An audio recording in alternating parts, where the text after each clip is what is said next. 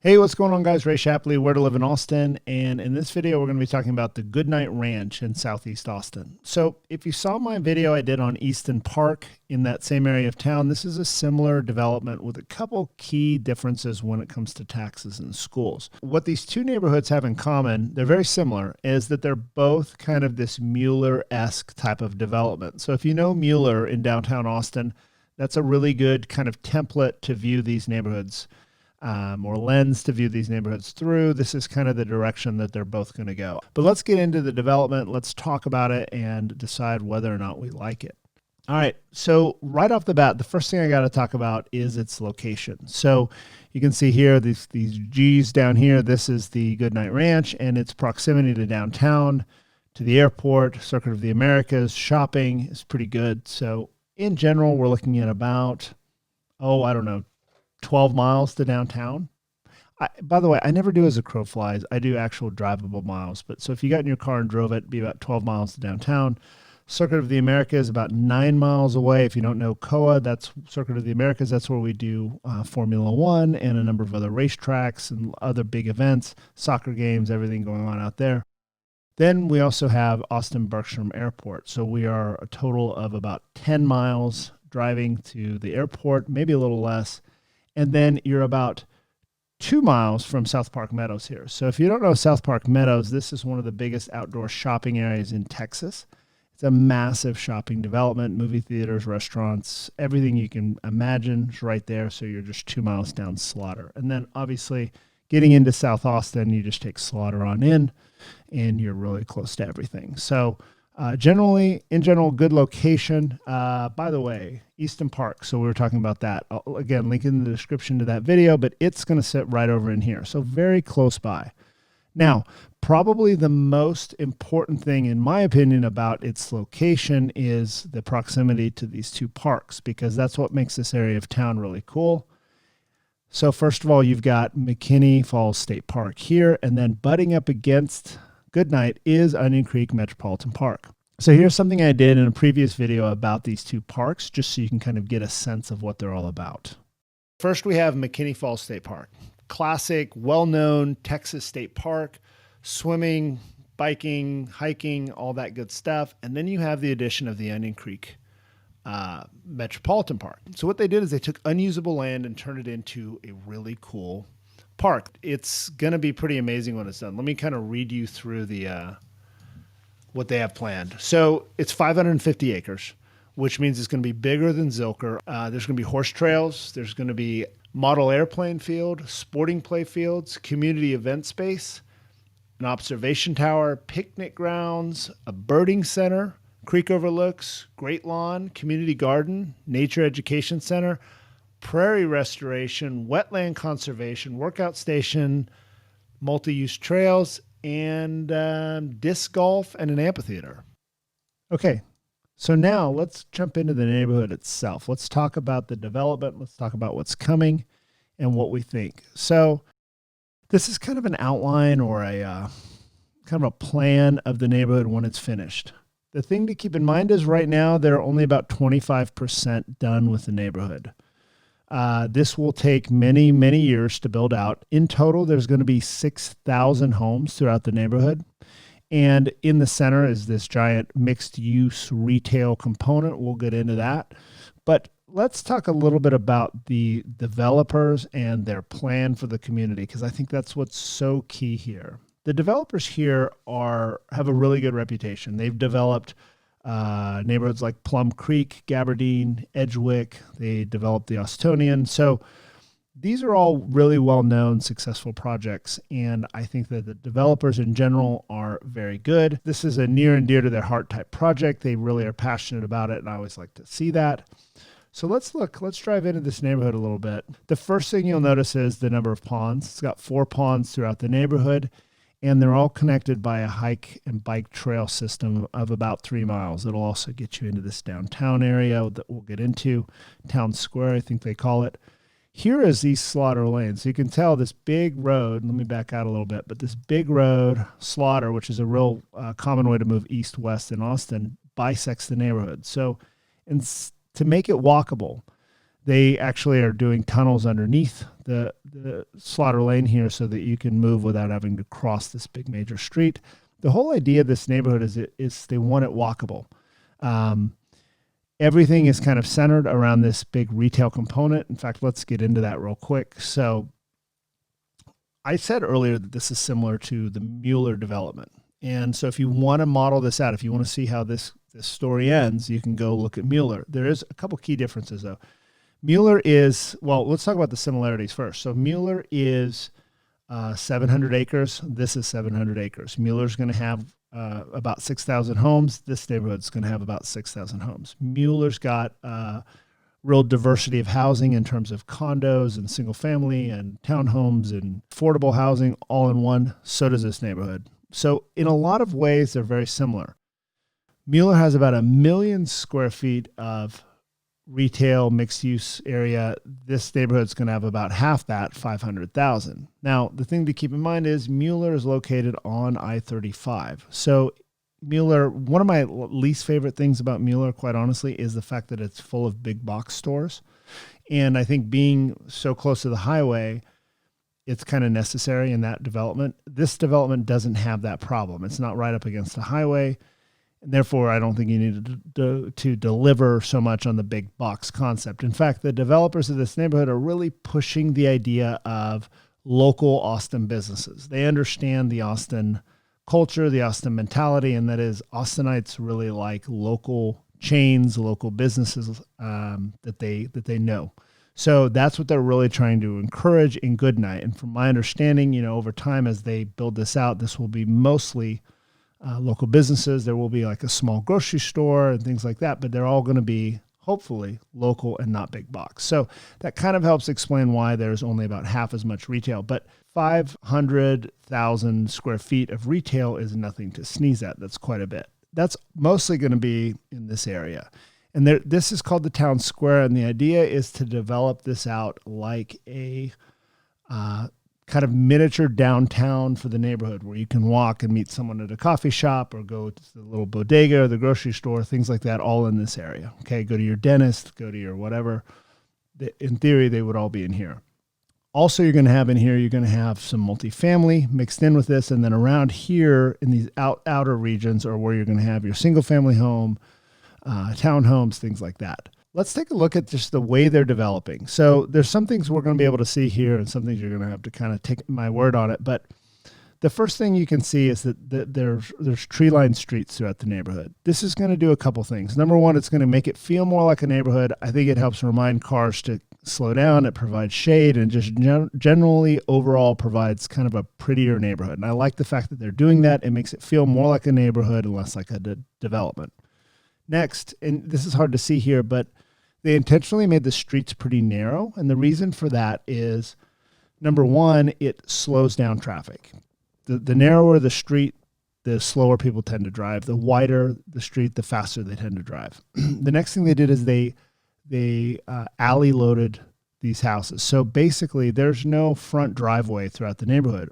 There's just sidewalks, extra wide sidewalks and front porches. All the parking and garage entry are all in the backs of the houses. This is an older style of development, something I really like because it gets the cars out of the driveway. It's safer for kids riding their bikes. You don't have cars backing out into the street and things like that. And it just makes more of a walkable area. And I think that was a big push by this developer, was to say, how do we make a neighborhood where people can be extra social? We can encourage them to walk around and, do things outdoors, connect and things like that. So there's a number of ways they did that. This is kind of the start with the way they did the streets. You can also tell they didn't do grid patterns. The streets kind of wind through the neighborhood. Next, what they did was they built, or the idea is they're halfway through, but building all three schools, elementary, middle, and high school, all within the neighborhood, all walkable. So the idea is no matter how old your kids are, they can all walk to school. Right now they have Blazer already. Blazer Elementary is one of the most outstanding schools in this part of town. It's a very good school. This is Austin ISD. So this is a huge difference between this neighborhood and Easton Park, by the way, that is Del Valle ISD, even though it's just down the road. This is Austin ISD, and Blazer Elementary is a fantastic school already, just out of the gates. They're currently building the middle school here, and then they'll build a high school. And again, the idea is that no matter what age your kiddos are or become, they can walk to school within the neighborhood. They don't have to cross through busy streets. And so it just kind of goes to pattern for these developers, just general walkability, kind of the neighborhood you'd want to live in. So I think this bodes really well for the long-term vision of this neighborhood. So there are three main builders building in the neighborhood currently. There's Avi Homes, which is going to do your townhomes and duplexes primarily. So this here, all of these are the townhomes. These are the actual homes back in here, and then more townhomes that they're building. These start at about $250,000. The next builder we're going to have in there is MI Homes. So MI is primarily single family homes, and they're kind of the upper level for the neighborhood. They're going to start in the high 300s and go up from there. So they're going to be larger homes, a little bit larger lots, things like that. And then you also have Empire. So Empire is going to do single family homes starting in the high 200s. Now, this neighborhood's been extremely popular. As you can imagine, they're currently sold out. They probably won't have any lots till early 2021. So besides homes for sale in the neighborhood, there's also going to be some rental options. And this is where it gets really interesting. So you've got a couple different options out there. You've got Urbana, which is kind of pioneering this idea of a standalone product like these that have a little bit of a yard. They call them yard homes, but are for rent. So rather than just kind of like boxed in apartments or something, this gives you kind of that flex in between an apartment and a single family home. So I think that's a great rental option.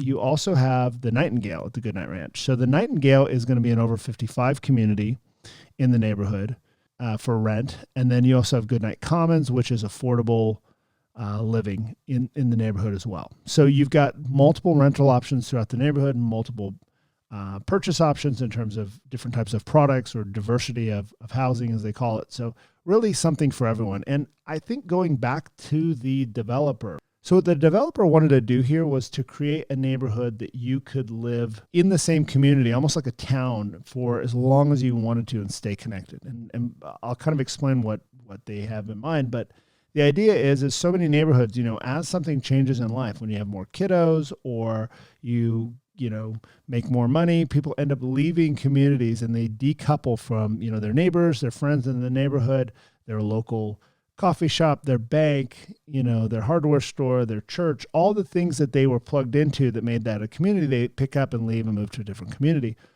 The idea with this neighborhood is that you can stay in the neighborhood throughout all those cycles of life, from, just out of college, just starting out in life, renting, to making your first, kind of entry-level home purchase, to a nicer home down the road, retirement community over 55 if you want to.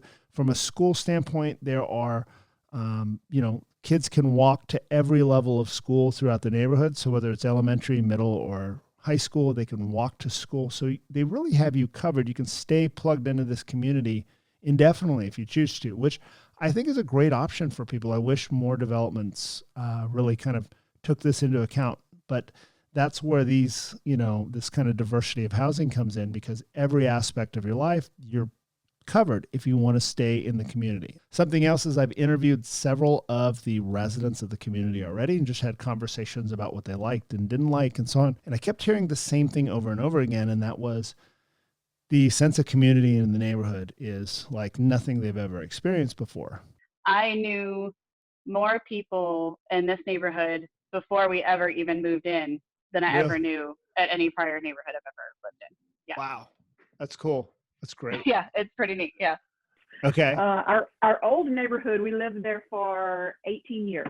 Our old neighborhood, we knew 5 neighbors. Our new neighborhood, we know 70 or 80 neighbors. Wow. What a difference. It's a huge difference. And I have a 7-year-old who seems to think she's the welcoming committee. And so when we get a new neighbor, she wants to go knock on the door and welcome them. Obviously at this time it's, right. She hasn't been able to do that. Sure. So I assume she took to the neighborhood. She loves it, right? She loves it. She loves There are lots of kids in the neighborhood. We are a very social neighborhood. So what's your favorite thing about living in Goodnight? It's definitely, not to sound repetitive, but it's definitely the social aspect. Is it?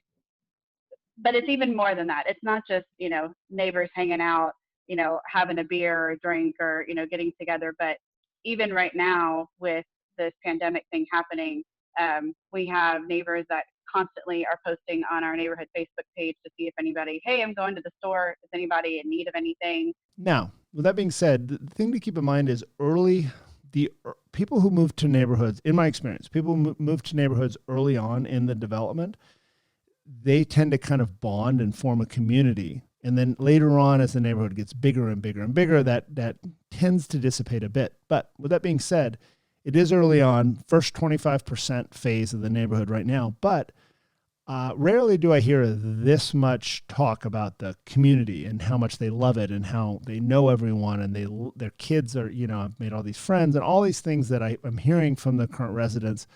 I'm hearing a lot more of that than I normally do here. So I will say, while it could be the phase of the neighborhood, I do think there's really something going on there. I think that everything the developer has put into place to kind of encourage this, along with people who have moved to the neighborhood already, who have this, who have a desire for this kind of sense of community, whatever's going on, it's really working. So if you are looking for a great community to plug into, everything I understand, everyone I've talked to says that this is it. This is kind of one of the gold stars for the neighborhood. So speaking of gold stars for the neighborhood, one thing we have to talk about if you're looking in this area of town is the tax rate. So in the other video I did on Easton Park, I talk about the tax rate is actually quite a bit higher than the regular Austin tax rate, simply because it's in a municipal utility district.